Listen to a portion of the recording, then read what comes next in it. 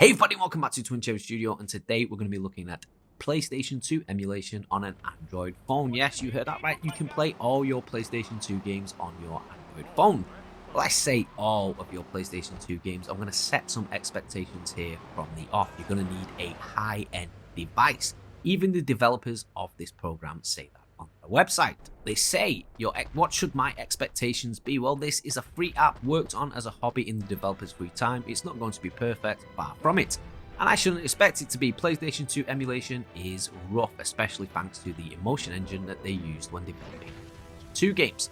They say we will continue to improve it when we have time, but please remember this is not our jobs, and to have realistic expectations, especially if you do not have a high-end device. Like I said, I'm using the Xiaomi 11T Pro with a Snapdragon 888. They recommend that you have at least a Snapdragon 845 equivalent device, which has 4 large cores. If you only have 2 big cores, you're just not going to get good performance, and I just don't recommend trying this out. You can, by all means, but your performance is going to suffer as a result. Now let's get on with the installation and the tutorial of how to set this up to run well on your phone. Now usually I recommend getting an APK, but with this one I actually recommend getting it from the Google Play Store, just like the developers, so you're automatically updated to the latest version at all times. It's not like Dolphin that has been around for years and years. This is a brand new app. It is based off PCSX2, but PCSX2 itself is also a very, very volatile system. And I always recommend updating PCSX2 whenever you can. So let's do just that. Let's go to the Google Play Store and install AetherSX2.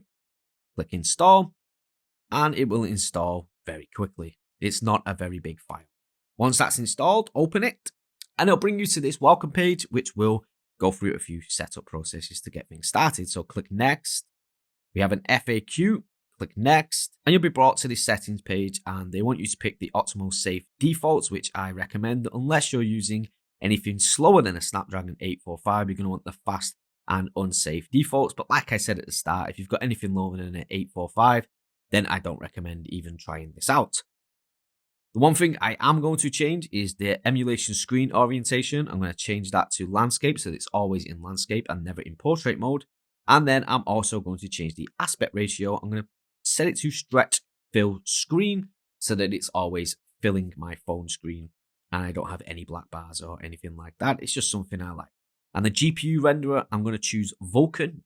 If you have Vulkan, I recommend using Vulkan. But if not, OpenGL will work. And then upscale multiplier, I'm going to change that to 3x native, which is 1080p. And if a game isn't running well in 1080p, I'll just bring that back down to the actual native resolution. I just like the way that the games look in 1080p, but it's not really that important on a mobile device anyway. Click next. Now you're going to want to import the BIOS, and I can't tell you where to get the BIOS. As always, if I show where to get BIOS, you're supposed to dump them from a PlayStation 2 themselves, but there are shady parts of the internet. You can look for them yourself, but I can't show you where or how to get them because YouTube will strike this video down. One thing I should make note of is that your BIOS needs to be in .bin format. So I'm going to choose the USA one because I'm going to be running NTSC games. I'm going to click next, and now we set up our games directory. So on your phone, if you press plus, you can then go to where you've got them set up. So on my main Xiaomi 11T Pro page, I've got a folder that I created called ROMs with all my games in. I've got GameCube, N64, PSP. I'm going to be checking all of those out. So hit like, hit subscribe if you're interested in seeing any of these other systems running on an Android phone. So my PlayStation 2, and they're all in here, and I'll click use this folder. Now, as you can see, these games, they are quite hefty. I've got 4.56 gigabytes for 24 the game, and they range from anything from 1 gigabyte to 5, sometimes 6, 7 gigabytes. So if you do have a phone with a lot of storage, it's not going to be a problem. I have a 256 gigabyte, but if you don't, then you're going to want to limit the amount that you keep on and keep them safe on a hard drive using a Windows computer. So I'm going to click use this folder and then click allow. Now my games directory is set up. I'm going to click next, and the setup is complete, and I can click finish. As you can see, it's set up a library of games for me. But before we get into the games, there's a couple of things I want to do myself as well. So I'm going to click the menu in the top left corner. I'm going to go into app settings. Now on the app settings, what I like to do on the on-screen display, you don't have to do this, but I do this because I'm a nerd. I show the FPS, the speed, the resolution. I show all of this because I like to read what is going on while I'm playing the games, because I'm a massive nerd and I like to see how my games are running and if there's any frame dips, why, and just stuff like that. It's just overall nerd stuff that I like to see while I'm playing the games, because I do emulate on a lot of different systems. And I like to see which systems run it better than others. On the system page, I keep everything in here the same. Graphics one, we've already set up Vulkan and the 3x native, but this is where you would change your GPU renderer, and this is where you change your resolution as well. Now, I'm not going to mess with too much of this stuff, but if you wanted to make your game, say, look a little bit better, you can add anisotropic filtering, but you're going to need a extremely high-end device for that. And you could also switch on FXAA shading as well to make the games look a little bit better. And if you have any textures or texture packs, which I know the community is working on, you'd click load texture replacements. But I've used a couple of the ones that I found so far, and I haven't noticed much of a difference as far as textures are concerned. I'm going to keep scrolling past all of these. Now, the achievements one, if you have retro achievements, one of the things people like about AetherSX is that it has access to retro achievements, which is kind of like game achievements on Xbox, but you create an account, log in, and it'll track all the things that you do on your retro games. That's everything I do in the settings. So once again, I'm going to click the menu and I'm going to go to controller settings to set up my controller. So we're going to move over to port 1. You can see nothing has been binded just yet. So what I would do, I can use automatic mapping, which I'm going to do in a second. But if you weren't using automatic mapping, or if automatic mapping wasn't working well with your controller, you can go down to this bit where it says binding. Now I want to bind the D-pad up. I press on the D-pad up, and then I press up on my D-pad on the controller. And there you can see raise the key, and it will bind up on your D-pad to up in on a PlayStation 2 controller that it is emulating. Now I'm going to use automatic mapping, so press automatic mapping, click raise the key, and it's automatically mapped all my buttons the correct way. Sometimes this might not work. Triangle should be Y on an Xbox controller, say. If it maps it to B, then that's when you'd have to go in and change all the bindings yourself. We're then going to go over to the hotkeys section. So keep sliding over till you get to the hotkeys section. And we need to find the one that says open pause menu. And I usually press start and select together and have that as my hotkey, so that when I'm in the game and I want to do something inside the emulator, I'll press start and select, and I'll show you that working in a second when we play a game. The last thing I want to do, I missed it before in the touchscreen settings, is I just want to get it to hide the touchscreen controls when I'm using an external controller, so that when I'm playing the game, the touchscreen controls aren't on the screen like they would be if I was playing touchscreen. And one more thing before we play games, I'm going to hit the menu button again. I'm going to click download covers. The URL we want is on this GitHub page that I will link in the description down below.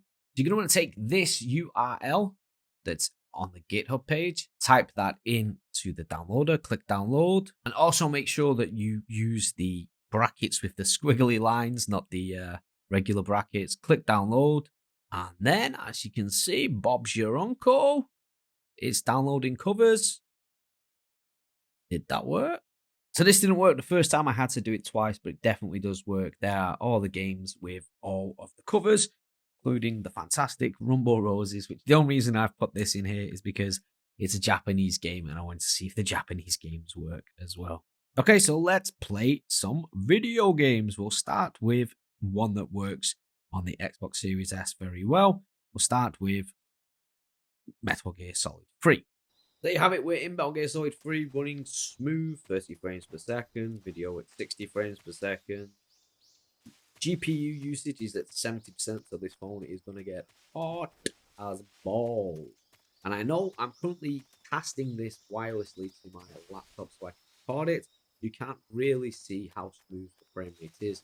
So I'm just going to switch to a camera and show you it running on the phone itself. So here you go, there it is, running smooth as butter on the actual phone itself. The wireless casting does take a bit of the frame rate away. I'm gonna get my backpack here so I can trigger the next cutscene. Nope. Completely fell off there. But that is Metal Gear Solid 3, and if you want to exit the game, we set up our hotkey earlier, we press start and select. And this is where we can go into some of the settings. We can exit the game if we want to, or if we go up to the top here and go to this cog here and press A, or you can use your fingers if you want to touch it. And this is where we can fiddle about with some of the settings. So let's say the graphics aren't running too smooth. We go to the graphics. We can change our graphics render, GPU render, which, like I said, I recommend Vulkan. But if your phone doesn't run well with Vulkan, because sometimes API works like that, sometimes it just doesn't work. So you can change to OpenGL or software. Software is the absolute worst option you can use, but sometimes games do. Because of the way the emotion engine is, sometimes the games do actually run better on software, on the very rare occurrence that happens. Let's say the game isn't running too well and you want to flip it from 1080p to either 720p, which is 2 times native, or to its native resolution as it was on the Xbox. So I'll just quickly switch to that now to show you what that looks like. And maybe the game's running so well, you want to try out some trilinear filtering or anisotropic filtering. See if you can make the game look a little bit better. These are things that I usually mess with when I'm feeling pretty confident a game is going to run well, and I just want it to look the best. So if we go back, and we're now back in native resolution, I'm going to pop that back on the big screen. So you can see the difference in native resolution there. As you can see, the game is all jagged. It's got the classic PS2 look like it looked on our TVs back in the day. And then, like I said, to exit the game, start and select. Exit game. Now I'm going to load 24 the game because this is one that usually gives me poor performance on lower end systems. And I'll show you what the games look like when they're not running well and how I fix them and make them run. I make them playable, don't make them look as good, but I do make them playable. And this is pretty much all you need to get AetherSX2 running on your phone. Like I said, your mileage will vary depending on the phone that you've got. If you've got a higher device, it's going to run a lot better than it would on a lower end device. That's just basic computers. So don't go into this with a very old phone expecting it to run smooth and perfect. The developers themselves, I've seen a lot of the reviews on the Play Store, and a lot of reviews on the Play Store are like, this game doesn't work or X game doesn't work. That's the thing with PlayStation 2 emulation. Not every game is going to work. The emotion engine isn't stable for emulation, and it's an absolute bloody miracle that we've managed to get PlayStation 2 emulation running this well so far. Okay, there we can see this is 24 the game running 20 frames per second, barely moving and chugging along here. So I'm going to press start and select. Now I'm going to do some trickery. I'm going to make this game run smooth, but it won't look as good as it did. So if we go to the graphics settings, I'm going to go to the upscale multiplayer and I'm going to change that. The multiplier to 1 times native. First thing we're going to do, resume, see what happens. And already we're getting better frames. There we go, 30 frames per second. The resolution isn't as smooth.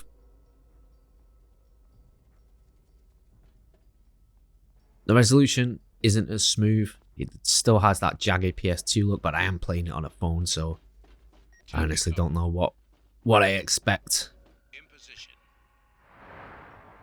This bit is notoriously bad for frame drop, as you can see during the tutorials. There's frame drop, but then it goes back to normal. Here it's definitely in a much more playable state in the 1 times native than it would be at 1080p. You can even probably try your luck, and I'm going to try my luck right now. I still want a little bit HD crispness. So let's go back to the settings cog. Back to graphics. So we're getting used to this. To graphics tab. So you can actually tap it there. And then upscaler. Well, let's just try 2 times 720p. Go back and resume game. No.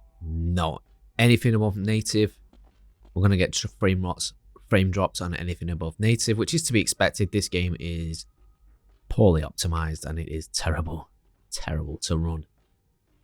even on my Xbox Series S. I can get it running on the Series S flawlessly at 720p, but with this phone, it's just not going to be the same. Start and select, exit the game. That's it for this video. If you've liked this video, please hit that like button. If you're new here, please consider subscribing to the channel. I do various emulation tutorials. If there's any specific game you want to see running on the Snapdragon 888 or Xbox Series S or even on PC, let me know down in the comments and I'll do a quick 20-minute, 30-minute run through of that game. You can find all sorts of games running on various systems on my channel, gameplay things that have been requested by people, that have been requested by viewers. And if you want any specific tutorial or any specific emulator you want me to take a look at, have a play around and show you how to use, then also let me know down in the comments and I'll get those videos out for you as soon as I can. I'm currently living out of the country at the minute and I'm working in South Korea as an English teacher, so I don't have as much time as I would like to do these videos, but I can definitely try and get something up if there is enough requests for it. All in all, my analytics show that there's nobody watching right now. My analytics show that 97% of people watching aren't subscribed to my channel anyway, and my analytics also show that I could probably just do whatever I want at the end of these videos and nobody would even see it. So I'm going to whip my... No, I'm not going to do anything. Whip it out. I've started just rambling at the end of these videos now because I know nobody's here. I used to say don't do anything I want to do. I'm trying to think of something different. If you're here at the end of this video, type the word sausage into the comments. Sausage, because I love sausages. I do. If you want sausage for your breakfast, we're gonna have to kill pig. Looked at the pig, looked him in his eyes, and I said, Mick, because that's his name. The pig's name, Mick.